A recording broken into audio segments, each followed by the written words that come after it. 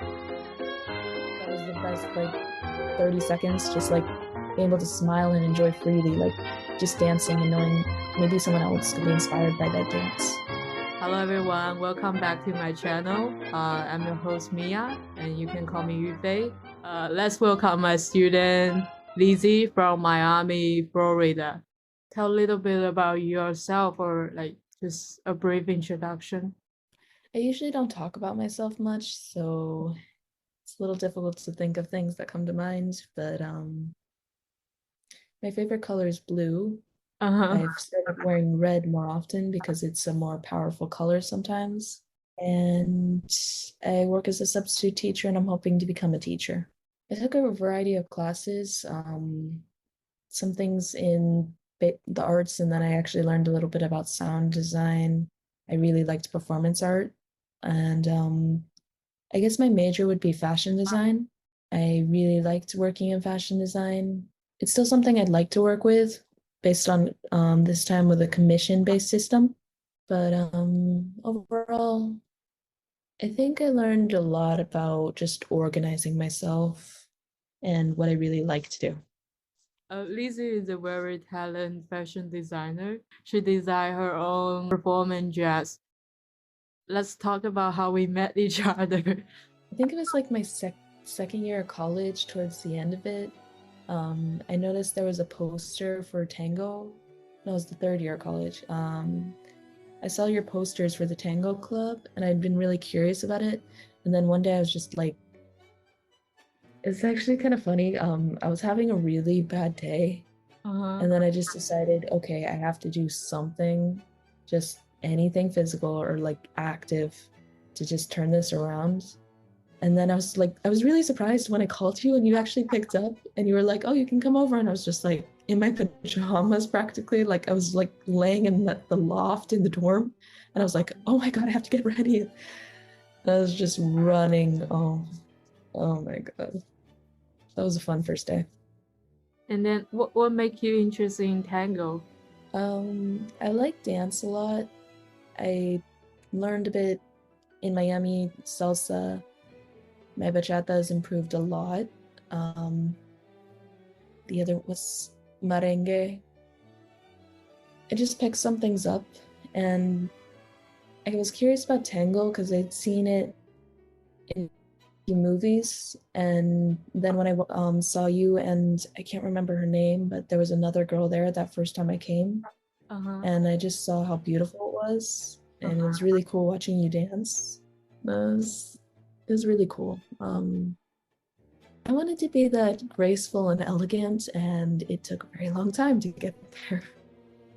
So how long does it take for you to get familiar with the basic step and maybe just be able to dance?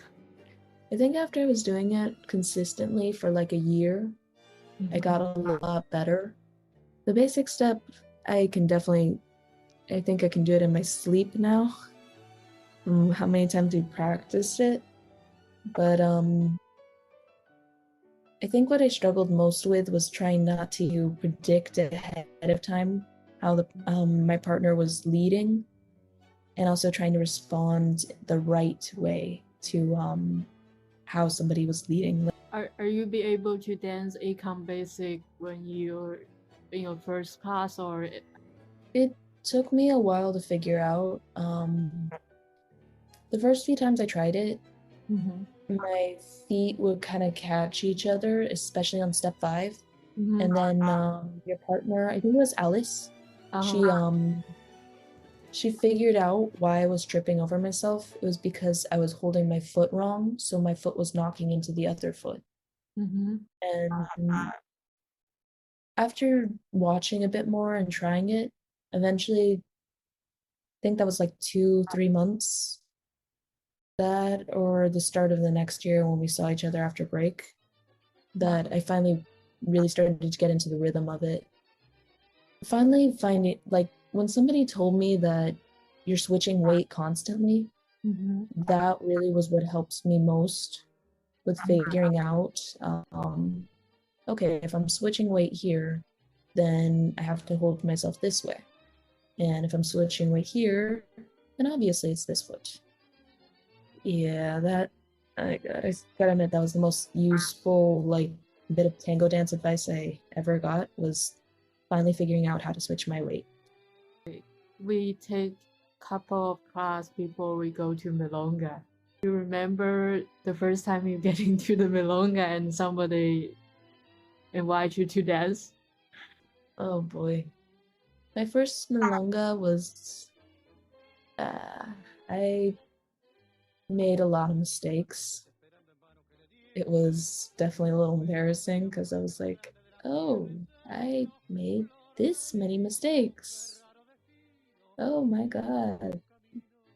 I don't think I stepped on anybody's foot, but I did have to stick to the basic steps a lot. And then when I finally like got to a better like level, it kind of became incentive to keep practicing and working on things, because it was like, I never want to be that bad again. It's nice to have that kind of romantic lighting, and it also makes you feel a little bit less nervous because everyone's just cast in a little bit in shadow, so you're not standing out the most. I like how it feels when you're walking on the floor.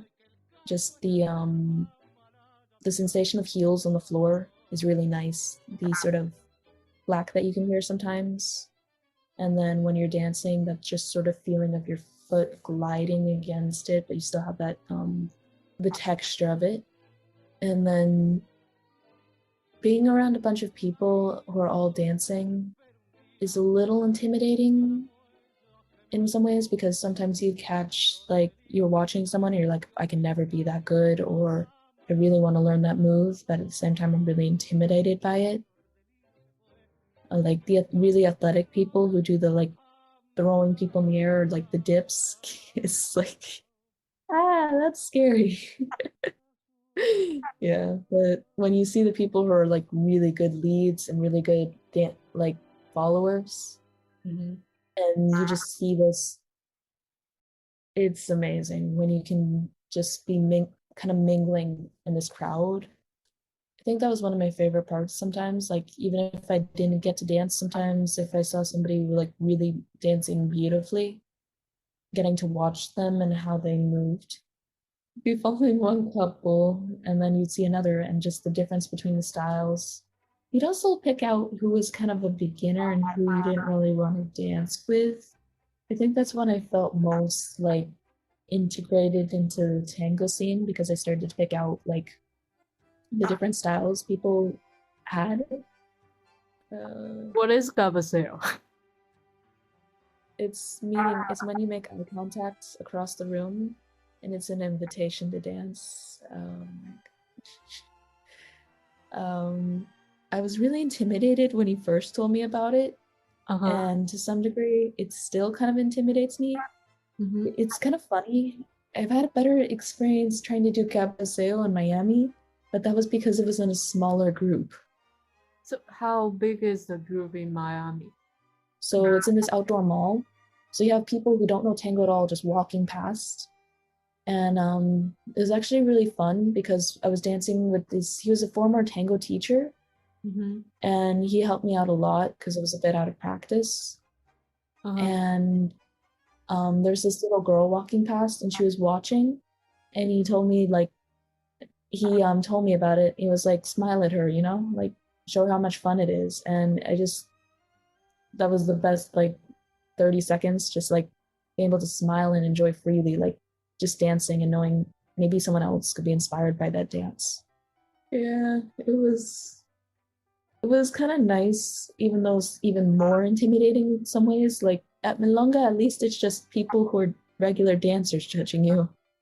When it's a bunch of strangers that are watching, it's easier to dismiss them in some ways, but it's also more intimidating because it's like, oh God, I hope I don't end up on the Miami Instagram being like, because there's some Instagram accounts in Miami that show like things happening around the city, and I was like, I hope I don't end up on somebody's Instagram account.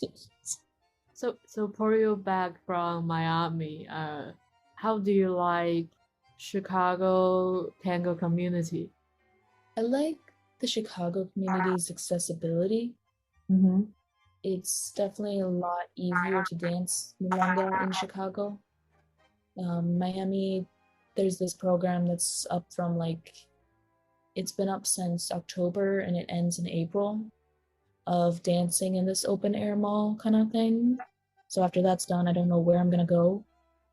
But Miami is a little bit difficult, partially because of expenses, partially because everything's kind of isolated. I think the tango community in Chicago has a lot better communication and grouping together. I think either way, you probably do need an in into the tango scene, like somebody who knows what's going on. Otherwise, you're kind of scrambling to figure out, where do I go? I found a studio in Miami for tango, but it was a different style of tango. And it was also a bit expensive. So I dropped it after a while because I couldn't afford keeping up with it. Mm-hmm. It was good practice for staying with the steps, but it's difficult when it's expensive and it's a different style to keep up as well as you would have liked. Are they Nueva tango or it's more like a ballroom tango? It reminds me a little of Nueva, but it's not exactly like it. It's more ballroom because it was the Fred Astaire style of tango mix. Some people do close embrace, some people do open embrace. For practice, it's usually open embrace. They also mostly taught the following parts. Mm-hmm. Since everyone in my class was, almost everyone in my class was a woman. And then sometimes somebody would bring their husband, and the husband would learn more of the leading parts. And then the husband would act as the lead instead of the teacher for those days. Well, the teacher would still lead, but she would put in place the somebody's husband or boyfriend.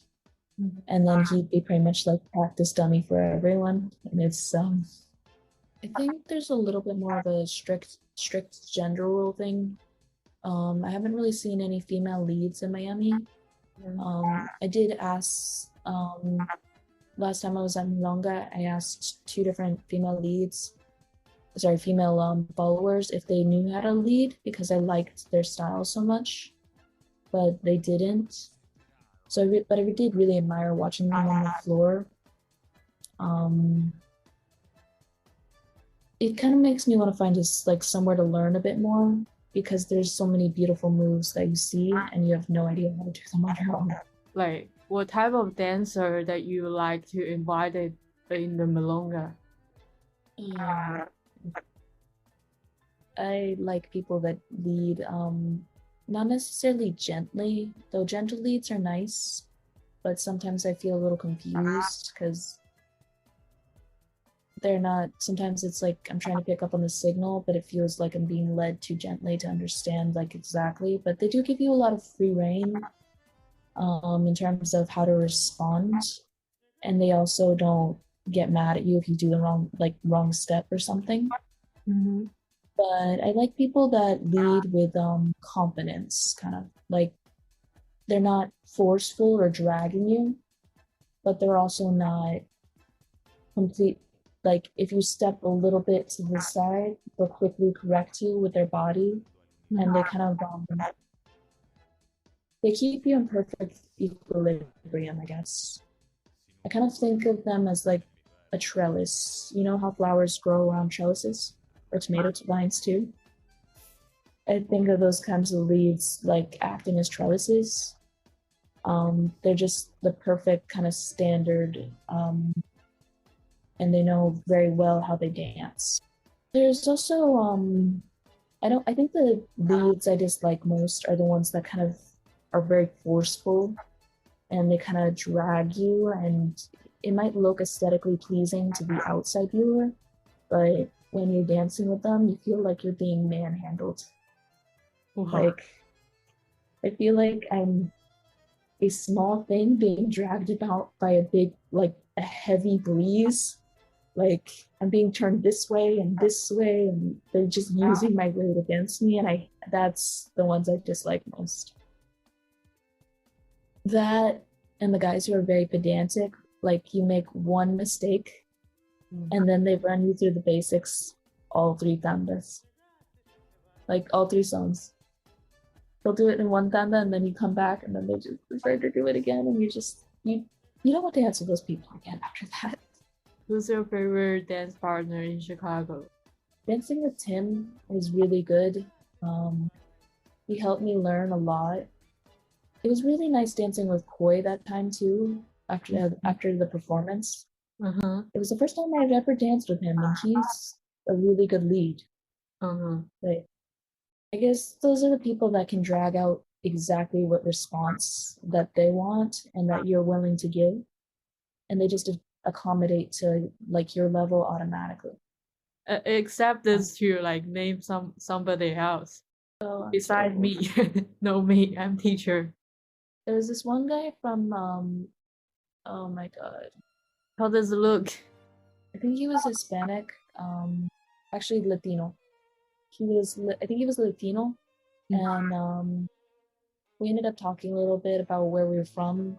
Sometimes I like people that have a lot of pep and kind of like, not like showiness, like pretty people, I guess, but they really lead and show with their face, but also in their movements, how much they enjoy dancing. I don't really like being spun sometimes because it makes me dizzy, but they're the kind of people that you could spin with even if it makes you dizzy, because it's so fun. All right. What music do you like the most, like in tango? Like a lot of people like Milonga. I just cannot get into it as much as I'd like to. I'm not really great at Vals, but I do really like Vals music. But I think I do like Salon, drama tango. I like that kind of music, even though I guess it's kind of still, well, drama tango's not basics, but even though Salon's kind of basics, I like the sound of the music and the very deep timbre, I believe, and then how it kind of stretches into these crescendos and just that little surprise note at the end where you have to strike a pose. Milongado isn't so bad, but it's so fast sometimes that it gives me some trouble. I like how you can elongate and stretch your movements with Salon, and that it's just kind of like anybody can dance Salon, but people who are very good dancers can make it like, it becomes very beautiful, like a scene out of a movie. I wonder, how does this artistic form means to you? It made me more confident. I'm not the worst dancer, but I'm actually very bad with choreographed dance. It just does not stick in my memory at all. And so much of dance seems to revolve around choreography. And it seems to be like the hallmark of whether you were a dancer or not, if you could do choreography. And having something that's not choreographed, that's based off response. I like partner dances a lot. I like having that kind of closeness with someone else and being able to, it's not matching pace and it's not like working with like choreography. It's more so just having a sort of connection between you two that you can feel physically, like trying to match another's. It's almost like matching biorhythms. Like you take one step, I follow you, I wait if you're not taking another step, or you're doing a step sequence that I wait before I make a reciprocal response. It made me more confident because sometimes I like reading people. I like picking up on what's going on around me, but sometimes that's kind of overwhelming. Trying to categorize what's going on emotionally with everyone in a room, and how my body fits in that space. Like, do I shrink myself? Do I interfere between things? It kind of gave me a space where I was just focusing on one thing, and it was one thing that I really like doing, and having the confidence to do it and eventually gaining the elegance of it and just liking it so much. It did a lot for me. Oh my God. Every time somebody told me tango was addicting, and then it really was like, oh my God. Every time you left in Milonga, I was always thinking, I can't wait to go to the next one. And you'd wait almost every Milonga we stayed till like the very end. And I think having that enthusiasm and desire and all that really translates into your dance. I also do think some people have a very distinct style. I don't necessarily avoid some people because of their style, but at the same time, I am definitely intimidated by some people's style. Do you feel comfortable go to bed late? Because when we get out the Milonga, it's usually the middle of the night. It's funny to me because in Miami, a lot of Latino parties, they are like they'll be later than midnight. They'll be like going on to like 3 a.m. Seriously? And 3 a.m. you still like have music going and people like out. Yeah. 3 a.m. Like it can go to midnight, it can go to 1 a.m. 3 a.m. I kid you not. Like whenever we have Noche Buena, you kind of expect it's not gonna end by midnight. It's gonna be a while that you're gonna be up and out and doing things. In Miami, you can kind of assume that Friday people are going out, and by Monday, if they're coming back in, they're probably just like experiencing some of the effects of going out. Some of the potential students, they ask me like, how long does it take to be able to dance tango? But I think this is vary from person to person. So what do you feel about that? I think it took me about a year to really get good at it. And even then, I still had a lot more to learn. I think by 6 months, you're gonna be pretty good at it, but it takes a year to really get comfortable with it. And I think comfort is somewhat part of it, because if you're not comfortable doing the move, you're gonna be very stiff while doing it. Like Tim would always have to tell me, I keep my shoulders up sometimes, and you have to remind me to put my shoulders down. And eventually I finally got the muscle memory of like, keep the shoulders down, keep the shoulders down. The only other thing I still have to work on is probably the ankle thing, because sometimes I need to put my foot a little bit the wrong way. And I'm never gonna tell him that he was right about that, but it did actually cause me some ankle pain because I turned my ankle. I think it really can vary between students, but like if you have dance training prior, you're probably going to pick it up fairly quickly, depending on how many varying styles you've learned. It took me a little bit of time to unlearn some habits that I picked up just since I wasn't really formally trained, how I held my feet and some of the weight shifts, distance. We were meeting once a week, pretty much every week. So that's like 4 times in a month. I'd say if you do it at least once a week and you're doing that like 4 times in a month, then you're gonna learn at a pretty fast pace. If you're doing it every 2 weeks, it might take a little longer. Practicing at home definitely helps. It's a little bit of a learning curve figuring out, because since it's a partner dance, figuring out, okay, what can I practice here and what do I need a partner for? And also learning to like figure out your weight on your own,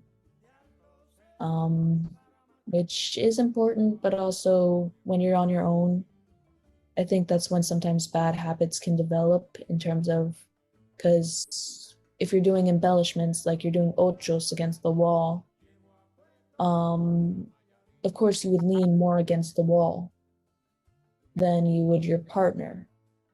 I think you have to take some considerations with that. But also, if you did it once a month, I think it would take a very long time to get more advanced with it, especially if you weren't doing social practices, like going out to milongas.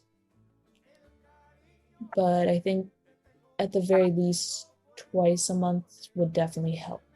what's your ideal dance partner right now? You just give me like 3 characteristics. Ideally around my height. Mm-hmm. Like Well, same height. Not, yeah, like my height in heels, not my height like without heels. So I guess not too tall, because if they're too tall, it makes it harder to dance with them sometimes. You end up looking kind of like a gazelle trying to find its legs. It'd be nice to dance with someone with a little bit more experience than I have. Mm-hmm. Just because it's not, if somebody's at your same level, then it's hard to get both of you past the same level, I guess, because it's like, oh, do you know how to do this? Nope. Do you know how to do it? I don't either. And it's just, you kind of get stuck in this feedback loop, I think, of like trying to figure the thing out, and then eventually you have to ask somebody else, because some things, there's like small minutia that you can't just learn from a YouTube video.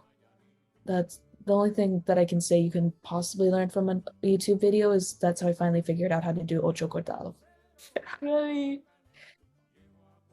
Yeah. That was when Tim was like, oh, like good. When I finally learned how to do a ocho cortado, I was just internally like being so glad that I stayed back after like some classes and just put on a YouTube video and was just practicing like that. Preferably not manhandling or tossing, like just not an aggressive dancer. Okay, has to be graceful. They can be showy, but not aggressive. I've dealt with aggressive dancers.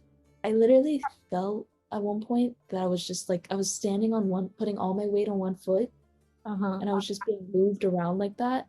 And I was just like, I don't want to be here, but I can't even get off. Like, I can't even walk away. Oh, God. That was the worst. Even if they're a good dancer, technically, that doesn't mean they should be throwing you around. And if you feel uncomfortable, it is a-okay to just, like, go. Like, if you're not confrontational, you can just say, I have to use the bathroom. And, like, maybe it seems a little rude and maybe somebody might, like, fight you on it. But then they become the worst person because they're fighting you about, like, you having to go to the bathroom. So you can just tell somebody, hey, get off me, you know? And if you say it on a loud voice, they're probably going to do it, because even though the music can be kind of loud sometimes, there's still people around you, and most people don't want to be seen as the person nobody else wants to dance with, because the tango community talks. Because one of the things in tango is a social dance. I know you talk about salsa, bachata, and all the other Latin dance, but what do you feel this one is so special? It's really different from most other styles of dance. Even in ballroom, it's pretty different. The entire way you hold yourself and everything. I think part of it has this commonality in terms of its history to other social dances of rebellion, expression, a sort of freedom from oppression, and then later becoming more commodified as in our more modern century, but also the sort of revisionist histories that sometimes happen of, yeah, this was actually like an elevated form of dance forever, and it wasn't also like reviled or beaten down because by colonialists, because it was an expression that they couldn't agree with, and it was also a social community that they couldn't risk overthrowing their oppression. But it's also the feel of it is very different. Like bachata is very sensual, sometimes kind of sexy. Honestly, it's overall usually pretty sexy, but it is very sensual. And it's a kind of dance that, but also sometimes you have the elderly people doing it, and it's like the kind of romantic sway. And then you have merengue, which is, it's very fun and it's upbeat. And salsa is also fun, upbeat, romantic. And then tango sometimes has this very serious the pacing of the dance itself can allow for a lot of seriousness in it sometimes. Like merengue beat is usually like very fast. Salsa, it can vary, but sometimes it goes from pretty fast to kind of medium fast, sometimes some slower parts. Like Bad Bunny is a Puerto Rican artist that just released a new album, and he has a lot of salsa and bomba in the album, and it influences it a lot, and you kind of hear that musical difference. But I think what's interesting is like a lot of tango songs don't have any lyrics moving in accordance to that and that completely different style. It kind of drew me in because of that, just something entirely new. So what would you want to say to who's about first time stepping to the tango's world? It can be a bit intimidating when you start. It feels like there's this insurmountable gap between your skills now and everyone else around you. And it's like, I could never learn that. I can't do this. Or, oh my God, it's so hard to get my feet to go like this or like to hold my arms up. But when you keep with it and you just really fall in love with it, the payout of like insecurity and feeling like you can't do this or that everyone else is so much better, or like you don't even notice your progress at some point, and then you realize, wow, the thing I was so scared of, I can do it, I'm having fun, and that you're even eager to learn more about the dance, the history, the styles, moves that you can do, embellishments. It's really fun. Thank you for your time and participation, and we hope more people get to know a little bit more about tango and willing to try it. And we will see you in the next episode. See you. See you. Luck with everything. You have an amazing day. Bye. You too. Bye.